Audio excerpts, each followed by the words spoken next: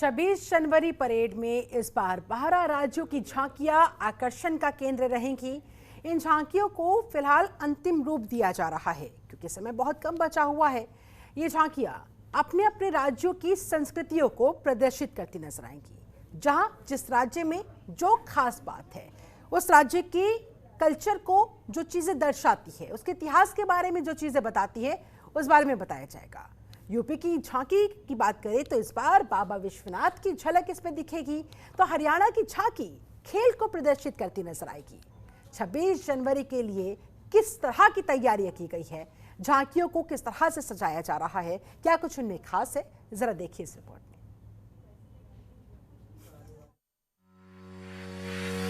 आजादी के 75 साल पूरे होने पर देश आजादी का अमृत महोत्सव मना रहा है। इसी पर्व को आगे बढ़ाते हुए इस बार का गणतंत्र दिवस भी खास होने वाला है। राजपथ पर इसकी झलक देखने को मिल रही है। इस बार कोरोना की वजह से राजपथ पर 12 राज्यों की झांकियां शामिल होंगी। दिल्ली कैंट में राष्ट्रीय रंगशाला शिविर में इसकी तैयारी की जा रही है। इन तस्वीरों में आप देख सकते हैं पंजाब, हरियाणा, उत्तर प्रदेश, उत्तराखंड समेत कई राज्यों की झांकियां सज धज कर तैयार हैं।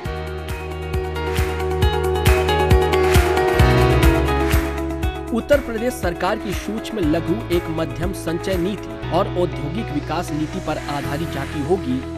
साथ ही विश्व विख्यात काशी विश्वनाथ कॉरिडोर भी इसमें शामिल किया गया है, जो उत्तर प्रदेश की झांकी की शोभा बढ़ाएंगे। झांकी के आगे वाले भाग में प्रदेश के हर जिले के उत्पादों को दर्शाया गया है, जो प्रदेश की पारंपरिक शिल्प, बुनकर और हस्तशिल्प के माध्यम से राज्य की अर्थव्यवस्था की तेज गति को भी दर्शाएगा।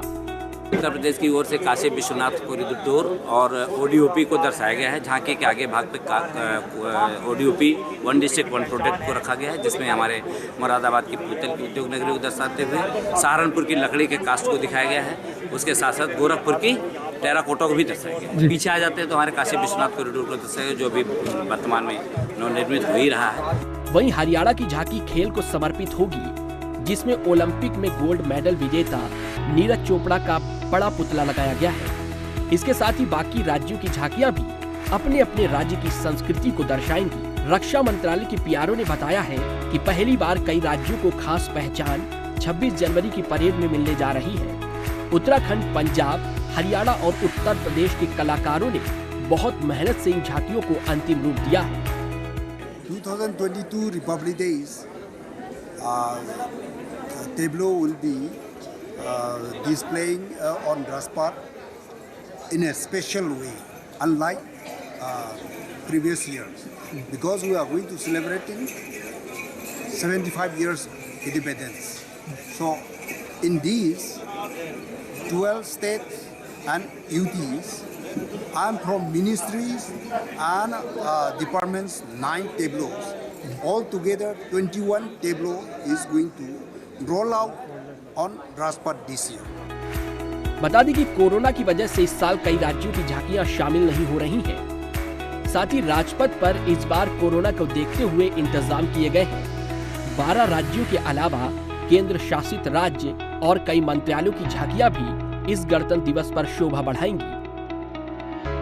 राजधानी दिल्ली में 26 जनवरी को झांकी निकलेगी और हम पहुंचे वहीं पे जहां राष्ट्रीय रंगशाला शिविर का आयोजन हुआ और इसमें तमाम जो है 12 राज्यों की झांकी निकलेगी।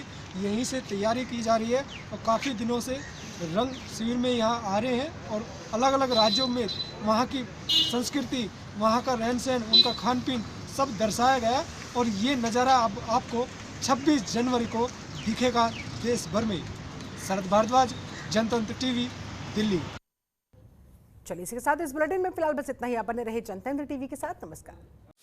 खबरों के निष्पक्ष विश्लेषण के लिए सब्सक्राइब करें Jantantra TV and press the bell icon. Never miss any update.